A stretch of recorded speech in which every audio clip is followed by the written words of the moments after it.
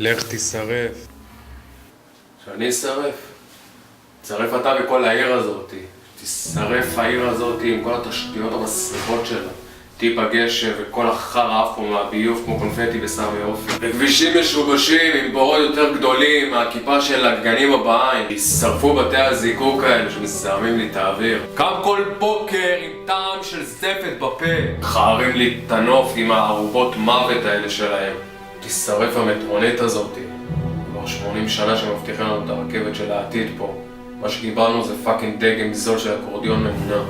שרפו 2.5 המקומות בילוי שיש פה בחיפה.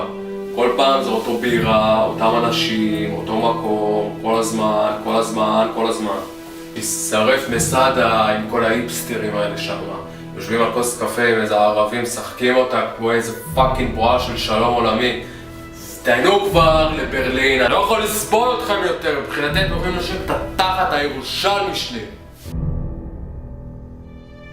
שתשרף הכרמלית הזאת. משחקים כאילו פאקינג בנו פה את המטרו בפריז. כולה עובד שעתיים וגם נראה כמו חרא. שאני לא אחזור על הקטע של המטרונית, כי לעומתה היא נראית מעולה. שישרף הבניין של ויצו.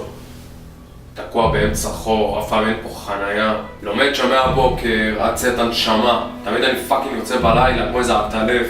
גמרו לי את הכיס עם ההדפסות האלה, קטלו לי את הנשמה עם היען עם ביקורות בונות שלהם. גמרו לי את החיי חברה. לא, תשרף אתה. תשרף אתה, דיוז, אתה וכל העצבים שלך. יש לך פה הכל ואתה רק מוציא את החרא שלך על אנשים.